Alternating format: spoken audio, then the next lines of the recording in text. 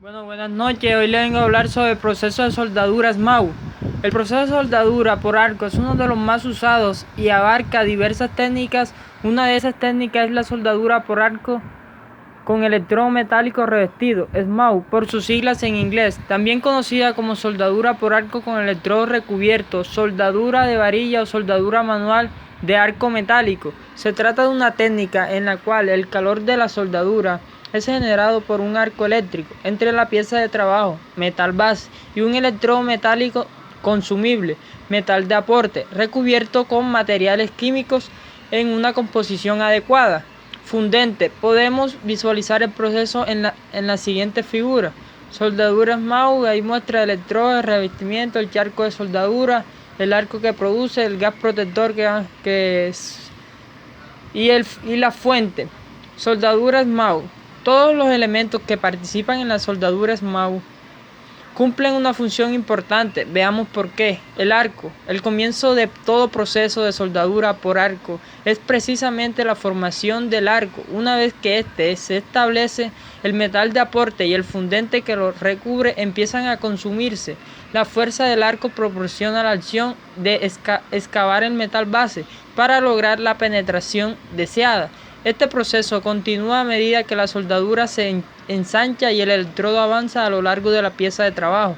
El metal de aporte, al derretirse, forma gotas que se depositan sobre la pieza de trabajo, dando lugar al charco de soldadura, que llena el espacio de soldadura y une las piezas en lo que se denomina una junta de soldadura.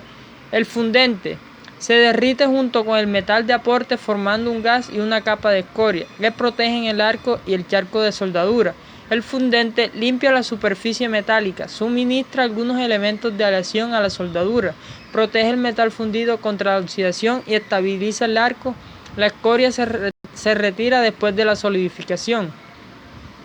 Fuente de alimentación. Dependiendo del tipo de electrodo y del tipo y la posición de la pieza de trabajo, la fuente puede ser de corriente continua o corriente alterna. Si es de corriente continua, y nuevamente en función del tipo de electrodo y la naturaleza de la soldadura que se desea obtener, la conexión del electrodo a la fuente se puede efectuar de dos maneras.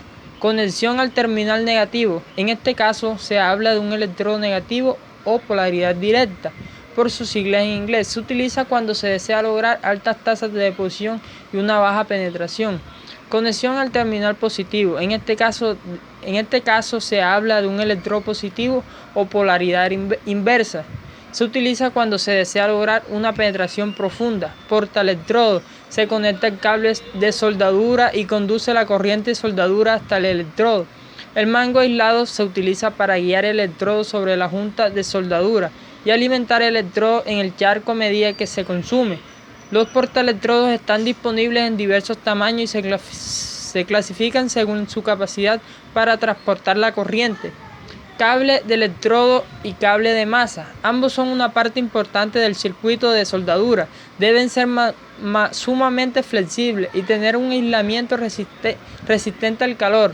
Las conexiones al portaelectrodo, la pinza de masa y los terminales de la fuente de alimentación deben estar soldados perfectamente efectuadas para garantizar una baja resistencia eléctrica. El área de la sección transversal de estos cables deben ser de tamaño suficiente para transportar la corriente de soldadura con una mínimo caída de voltaje. Cuando mayor sea la longitud del cable, mayor debe ser su diámetro a fin de reducir la resistencia y la caída del voltaje. Pinza de masa. Se utiliza para conectar el cable de masa a la pieza de trabajo. Se puede conectar directamente a la pieza, a la masa o al portapieza como parte del circuito de soldadura. La pinza de masa debe ser capaz de transportar la corriente de soldadura sin riesgo de sobrecalentamiento debido a la resistencia eléctrica. Pasos para efectuar una soldadura SMAU.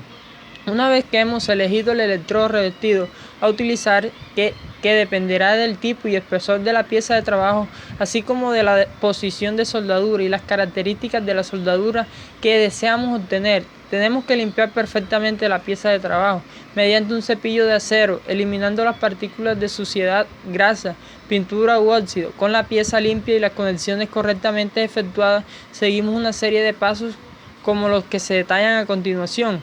Paso 1. Cebado del arco. El primer paso para realizar una soldadura SMAU es la operación de establecer o encender el arco, conocido como cebado. El principio del cebado se basa en el choque de la punta del electrodo con el metal base o pieza de trabajo. Este choque se puede realizar de dos maneras, tal como muestra figura. No la ven, pero bueno, por golpe, es decir, golpeando el metal y levantando el electrodo. Por raspado, deslizando el electrodo por el metal con una leve inclinación, como si se encendiera un fósforo. Ambos casos, el arco debe formarse y permanecer estable. Cuando se logra la estabilidad, ya está cebado y puede comenzar con la soldadura. Paso 2. Para trazar el cordón de soldadura, dirigimos el electrodo al punto de inicio de la soldadura, tratando de que la distancia entre el electrodo y la pieza sea constante y de aproximadamente el diámetro del electrodo. La aleación entre cordones rectos u oscilantes dependerá de las exigencias del procedimiento y del tipo de cordón. Si la separación en la raíz no es muy grande, las primeras pasadas se efectúan generalmente con cordones rectos. Si la unión tiene excesiva separación de la raíz, las primeras pasadas deben depositar, dando, además del movimiento oscilante, un pequeño vaivén de avance y retroceso del electrodo, a fin de dar tiempo para que el charco de soldadura se solidifique, lo que evita la caída del material fundido. Paso 3. La longitud del arco debe ser siempre la más